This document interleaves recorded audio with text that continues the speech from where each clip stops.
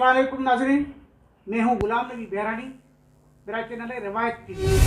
रिवायत टीवी का आज जो प्रोग्राम है हमारा, ये है मेरी कहानी। मेरी कहानी में कुछ लोग आएंगे, अपनी कहानी आपको बताएंगे। मैं आज का मेहमान बताने से पहले आप से दरख्वास्त करूँगा कि ये मेरा चैनल सब्सक्राइब करें और बेल के बटन पे जाके आल करें। आप नाज़रीन की मेहरबानी होगी। हमारे साथ हैं अली मोहम्मद बहरानी। अली मोहम्मद बहरानी का मैं तारुफ कराता चलूँ। अली मोहम्मद बहरानी का असल गांव जो है खुद खान बहरानी, यूनियन काउंसिल मनाही, तलका गुर है, कराची में रहते हैं। इन्होंने अपनी ज़िंदगी में जब ये छोटे थे कई बहारें नहीं देखी। आज हम इनकी ज़बानी की कहानी सुनते हैं। अली मोहम्मद साहब। अस्सलाम वालेकुम। मेहरबानी रवायती टीवी का जिन्होंने हमें मौका दिया और हमें मौका दिया है, और जो भी है हम आपके सामने जो ज़माने के दुख दर्द तकलीफ़ें वो पेश करूँगा।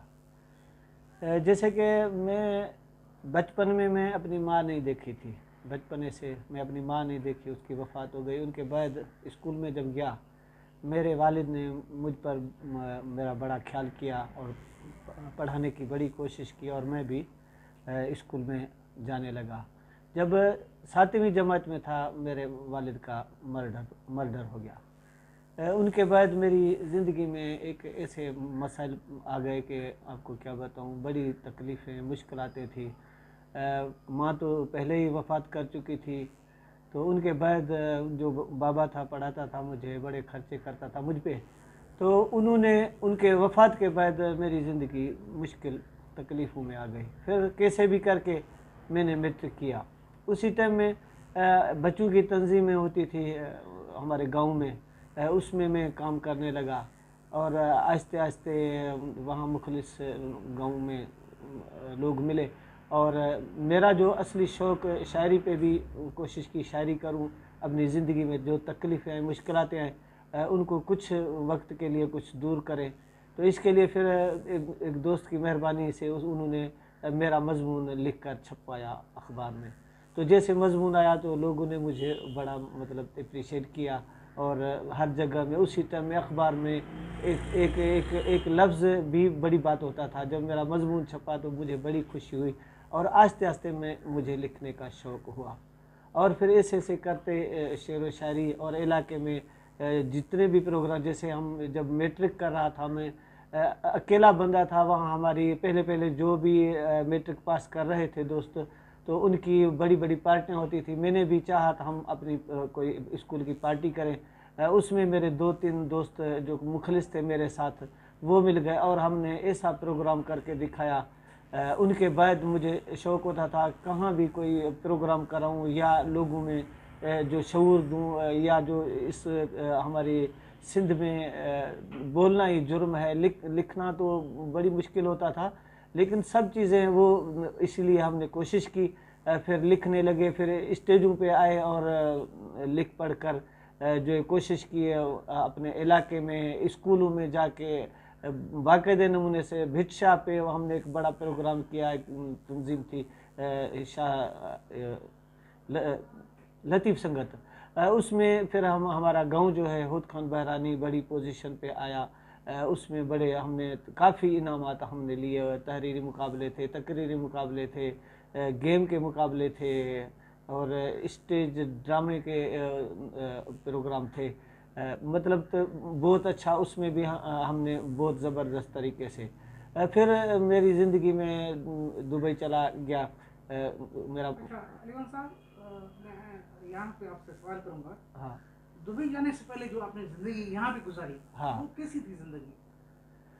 सर, ज़िंदगी मेरी ऐसी कठिन थी, तकलीफ़ें मुश्किलातें होती, सुकून नहीं मुझे मिलता था। बाबा के बाद मैं उलझ गया था अपने आप से, तकलीफ़ें होती थी। सही बताऊँ, मैं जाके वो सुनते थे कहानियाँ, या मैंने कुछ ऐसे किताब भी पढ़े, गुल बकावली या ये ऐसे किताब पढ़े।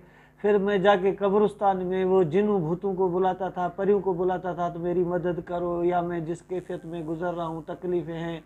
मतलब बड़े बड़े ख्वाब होते थे। जैसे बाबा ने मुझे बताया तो आपको पढ़ना है, लिखना है और एक अच्छा डॉक्टर बनना है या इंजीनियर बनना है या टीचर बनना है, वो मैं नहीं हो सका। लेकिन फिर सारी रात में वो भटकता रहता था, जंगलों में गाने गाता रहता था। मुश्किल उसी टाइम में डाकुओं का बड़ा दौर होता था, खतरनाक दौर, चोरों का दौर होता था। फिर मैं जब वो गाने गाता था अपने बना के सिंधी में, वो मुझे बुलाते थे, बैठकर मेरे आवाज़ सुनते थे, गाने सुनते थे।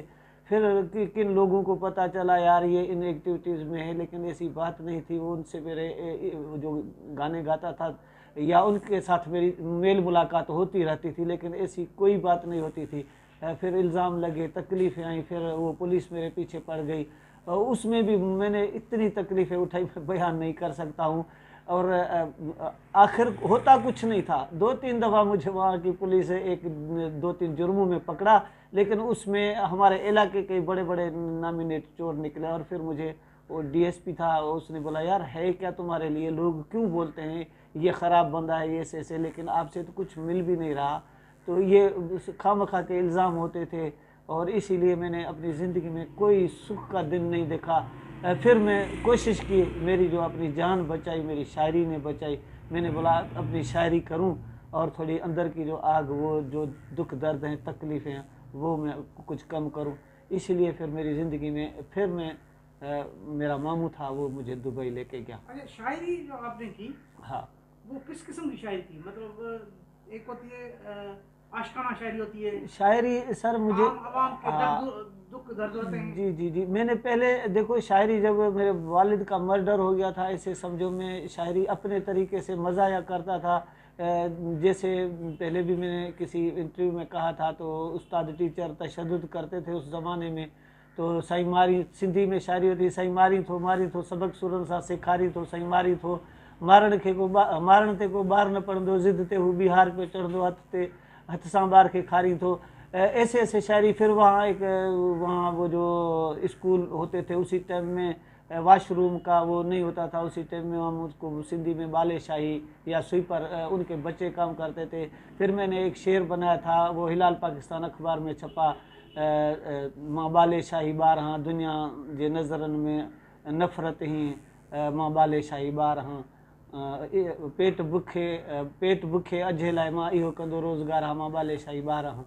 तो बहुत शुक्रिया अलीगंज साहब, हम यहाँ पे एक वक्फा लेंगे। हाँ, वक्फे के बाद जो है फिर हम इस इंटरव्यू को कंटिन्यू रखेंगे। ठीक। तो अभी हम 1 सेकंड के लिए वक्फा लेते हैं। अलीगंज साहब, आपका एक सियासी दौर भी रहा है, मैंने सुना है, उस पर आप थोड़ा। सर सियासी दौर MRD की तारीख से, अगर देखो MRD की तारीख से जब हम बच्चे होते थे, तो उसी टाइम में भी MRD के लिए अपने बड़ों से मिलकर लड़ते थे, रोडों पे जुलूसों में जाते थे। और मेरा ऐसा किरदार भी है, अपने वो पानी के मसाइल पे काला बाग डैम के ख़िलाफ़ एक जदोजहद चली, उसमें मैं गिरफ़्तार हुआ, मेरा कज़न वो भी गिरफ़्तार हुआ, और हम 7 महीने वो सेंट्रल जेल सखर में मैंने गुजारे, वो मेरे कज़न ने वो खैरपुर मीर्स में गुजारे। तो ये, और हम कभी भी जो इलाके में मसाइल होते थे वो हम रोडों पे होते थे। उसी टाइम में भी जैसे जितने बच्चे थे, छोटे बच्चे थे, उसी टाइम में हम जदोजहद करते थे। मोरों में जाके थे, हमारा कज़न होता था, वो भी अवामी मसाइल के लिए या अवामी जदोजहद में होता था, हम उनके साथ होते थे हर जगह में। वो तकलीफ़ें उठाई, वो तो और उनको फेस भी किया। ऐसे मतलब अपनी ज़िंदगी में ऐसा हमने एक फ़ख्र वाले काम किए, शेर व शायरी भी अच्छी की, और स्टेज ड्रामे भी ऐसे किए, शऊर वाले किए। ऐसे नहीं कि कोई तंज़ो मज़ाक के थे, लेकिन उनमें बड़ा मैसेज चला गया। उसमें हमारे गाँव हुद खान बहरानी में एक जाहिल ड्रामा जो बड़ा मशहूर है, आज तक वो उसको पता नहीं 84 में ये ड्रामा हुआ था, आज तक लोगों के दिलों में है। उसमें भी हमारा कज़न था, वो आगे था, उनके साथ में जहाँ भी जाते थे हम उनके साथ होते थे। गांव की जो भी सोशल समाजी तंजीमें होती थी, सियासी तंजीमें होती थी, अगर कोई अच्छी एक्टिविटीज़ करता था उनके साथ होते थे। और उनके अलावा बहुत अच्छे काम किए लोगों को। एक दफ़ा हमारे दूसरे डिस्ट्रिक्ट दादू में किसी गरीबों के घरों को आग लगी, मेहर तलकों में। फिर हमने आपस में गांव वालों ने मिलकर जुलकर बोरो तलके के वो दूसरा डिस्ट्रिक्ट था, हमने फिर भी उनके लिए इधर इधर के करके डॉटसन जो है सामान की भर के भेजी थी उसी दौर में जब बचे थे हम। अच्छा अली भाई साहब, मैं दो चीज़ें आपसे पूछूंगा यहाँ। एक, आप जो जेल में रहे उसमें कोई ऐसी दास्तान हो वो बताएंगे। एक दूसरी, जो आप रात को जंगलों में निकल जाते थे, मैंने सुना है आपके लिए, क्या रात को जंगलों में, तो ये तकलीफ नहीं होते थे मराइल, ये दोनों? हाँ, तकलीफ मराइल नहीं होता था ये जो जंगलों सर? में नहीं नहीं नहीं, मुझे बड़ा सुकून आता था। मैं बाहर होता था न, बाहर की क्योंकि फिज़ा खुली होती थी, हवाएं खुली, सन्नाटा होता, खामोशी होती थी हर तरफ, और मुख्तलिफ पर्दों के जो आवाज़, मुख्तलिफ जो कुदरती जो पानी में वो रहते हैं छोटे छोटे, जिसको कहते हैं हम, हाँ जानवर ही कहें या वो तो उनकी आवाज़ें सुनता था। बड़ा मतलब ज़िंदगी एंजॉय, लेकिन सुकून वह मुझे मिलता था। और मैं पहले भी आपसे बात की तो मैं कब्रिस्तान में जाके जिन भूतों से रातों की रात, लेकिन मुझे कोई आज तक जिन वहाँ नहीं टकरा, नहीं कोई, पता नहीं क्यों ऐसे वो लोग तो बोलते हैं भाई मैं कब्रिस्तान में गया रात मैंने ये जिन देखा, मुलाकात हुई परी से हुई, लेकिन मैं सच्ची 7 साल तक ये इस जंगलों में और ऐसी जगहों में फिरता रहा, लेकिन मुझे ऐसे कोई चीज़ नहीं वहाँ मिली।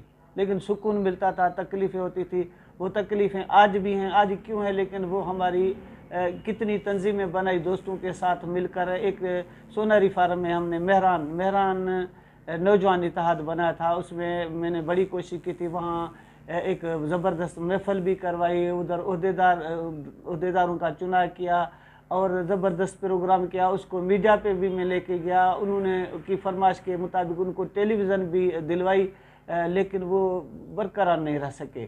इनकी वजह क्या है कि जहाँ मैं होता हूँ मेरी जदोजहद होती है। अभी भी जहाँ हूँ माड़ीपुर ग्रेक्स में, मैं अपने समाजी काम या मुख्तलिफ प्रोग्राम या दोस्तों की सालगिरह मनाता रहता हूँ।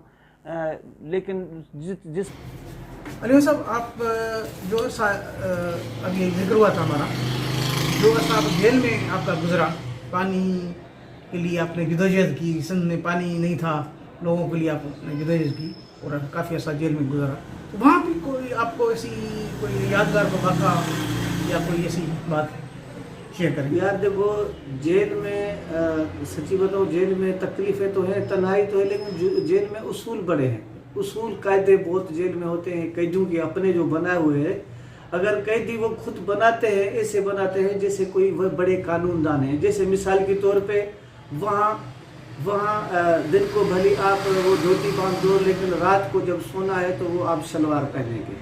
और जो कैदी हैं वो जो एक तो खोलियाँ होती हैं उसमें रहते हैं, उनका तो सिस्टम अलग है। लेकिन जो एक बारीक में रहते हैं 50, 60 या 40, 20 भी रहते हैं, तो वहाँ क्या करते थे, जब वो सोते थे उनके लिए ये कानून होता था तो भाई किसी को भी अपना पाँव नहीं लगे, हाथ भी नहीं लगे, अगर लगता था तो बड़े झगड़े होते थे। और दूसरा सफाई इतनी होती थी सर, मैं आपको क्या बताऊं, जैसे दुबई में सफाई होती है ना, जेल में इतनी सफाई, साफ सुथरा माहौल। और हाँ, जब हम वो जेल में चले गए तो वहाँ एक लेक्चर प्रोग्राम होता था, वहाँ हम शायद 150 बंदे इकट्ठे रहते थे, एक ही गोदाम बनाया हुआ था, उनमें सियासी कैदी थे सभी, लेकिन जिसको बोलते थे अपने मसाइल बयान करो वो बोल नहीं सकता था। हाँ, उनके बाद जब मेरा मामू था वो मुझे दुबई लेके गया। जब दुबई जो मैंने गया, वहाँ यहाँ से एयरपोर्ट से जैसे निकले भाई, जून महीना, अल्लाह खैर करे, ऐसे जैसे कोई भाई बम का गोला मुंह में लगता है ना, गर्म। तो मैंने अपने मामू को कहा, मैंने बोला आपने जुल्म कर दिया। वो हंसने लगा, बोलता मैंने बोला सर पहले आप मुझे बताते, इतनी गर्मी है तुम्हारे, दुबई नहीं आता, मैं अपने गाँव में कमाता या तगारी ले सर पे रख के कमाता, कुछ भी करता, लेकिन इधर नहीं आता। फिर जब बाहर निकले, वो जब कमरे में गए भाई, कमरे में बैठे, वहाँ एसी लगे हुए, फिर हाँ एसी उसी टाइम में लगे हुए थे, लेकिन दोस्त मुझे कहा चलते हैं वो बाजार, आपके लिए कंबल शंबल लेके आएंगे। मैंने बोला यार इधर इतनी गर्मी है, कंबल क्या करेंगे? बोलते तू कंबल ले ले तो सही। फिर कंबल लेके आए। जब रात हम सोए वहाँ उस रूम में, एसी वाले रूम में बैसा, सब एसी खोल दिए उन्होंने और फैन भी चला दिए, पंखे चला दिए, इतनी ठंड लग रही थी। मैंने बोला यार एक कंबल लेके आए, 2 कंबल लेके आने थे। तो वहाँ की जिंदगी में इतनी हमें चेंजिंग आई, वहाँ कानून, तौर तरीके, उठने बैठने के, और ज़बरदस्त वहाँ। फिर मैंने अपना कमाना वहाँ शुरू किया।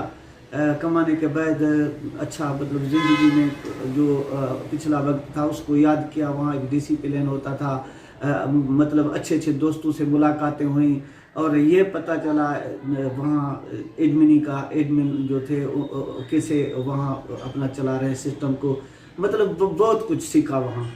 फिर मैंने अपना वहाँ कुछ कमाया पैसे, फिर इधर वो मामू ने ये कराची में आके मेरा रिश्ता ढूंढा और माशाल्लाह वो मैं अभी शादी की, वहाँ घर भी अपना लिया, अभी अपनी खुशहाल ज़िंदगी गुजार रहा हूँ। लेकिन दुबई जो है, दुबई और जेल की ज़िंदगी मेरे लिए एक सबक थे। ऐसे समझो जैसे बंदा जाके यूनिवर्सिटी कॉलेज में वो पढ़ता है ना, ये भी हमारे लिए ऐसे जगह थी, एक जेल और दुबई में मैंने बहुत सीखा समझा। और अभी मैं अपने तहसील मोरो में एक गांव है, वो बड़े पैसे वाले हैं, ज़मीनों वाले हैं, लेकिन एजुकेशन कुछ भी नहीं है वहाँ। उस गांव का नाम है निहाल खान बहरानी।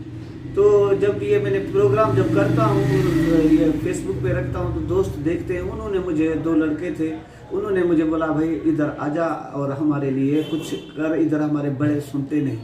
वाकई मैं वहाँ गया, रात को वहाँ रहा। वो वहाँ कुछ बदअमनी भी होती है इलाकों में, चोर चकारी है, वो वहाँ रहन सहन भी बड़े मुश्किल होते हैं। लेकिन सारी रात उनसे गपशप लगाई और उनको समझाया भाई एजुकेशन ज़रूरी है, आपके पास ज़मीनें हैं, खेती है, खुशहाल हो, घर भी अच्छे, लेकिन आपके पास एजुकेशन नहीं। और एजुकेशन तो नहीं, लेकिन एक बिजली का खंभा भी नहीं है। वो गांव तो है लेकिन 200-250 घर है, लेकिन कोई एक घर इधर कोई उधर, ऐसे थोड़ा अपने वो सिस्टम में बैठे हैं। लेकिन बिजली का नाम नहीं, गैस का नाम नहीं, रोड रास्ते का नाम नहीं, कच्चे रास्ते हैं वहाँ, स्कूल जाना भी बच्चों के लिए मुश्किल होता है, लेकिन पढ़ाई का नाम नहीं। अभी मैं जाके अपनी वो टीम बनाई, दिलजू गालियों एक ग्रुप है मेरा, छोटे छोटे, उसमें मेरे दोस्त बच्चे और नौजवान यंग बहुत अभी शामिल हो गए हैं। उनकी तरफ से एक हमने अभी प्रोग्राम कराया है और माशाल्लाह उस प्रोग्राम की वजह से इलाके में इतना गया है। मैंने सुना पहले उस स्कूल में 20 बच्चे जाते थे, अभी 40-50 जाते हैं, तो उनके साथ भी मेरा राब्ता होता है। लेकिन ऐसे काम अपने इलाके में, जिस इलाके में मैं हूँ, मैं यहाँ एक स्कूल है, उसका नाम है बिलाल। जब वहाँ गया, बच्चों को देखे, उनके शूज़ फटे हुए थे और बिल्कुल ख़त्म हुए थे। फिर मैंने वो अपने ही जेब से क्या किया, 150-200 बच्चों के शूज़ पॉलिश भी करवाए और उनको टाके शाके लगाए। लेकिन उन पे बहुत दोस्तों ने मुझ पर तनकीद की और मतलब ऐसे बातें की वो। लेकिन मुझे जितना बच्चों ने प्यार दिया, आज भी मुझे बच्चे कहाँ भी देखते हैं आके सलूट मार के मुझे हाथ मिलाते हैं। ऐसे कई काम किए हैं, किसी बच्चों, कोई गरीब बच्चे हैं उनके लिए भी करते हैं। और ज़्यादा मेरा जो काम है, अपने मैं सालगिरह मनाता हूँ अपने दोस्तों को, क्योंकि यार यहाँ कोई, हम जिस इलाके में रहते नहीं पार्क है, नहीं कोई बड़ा शहर है, कोई सुकून वाली जगह नहीं है। लेकिन इसीलिए सालगिरह मनाता हूँ तो हम एक जगह पे इकट्ठे हो जाए एक दूसरे से, या कोई दोस्त कोई दुखों में, मुश्किलात में है, तकलीफ में, उनके साथ सालगिरह मनाएं।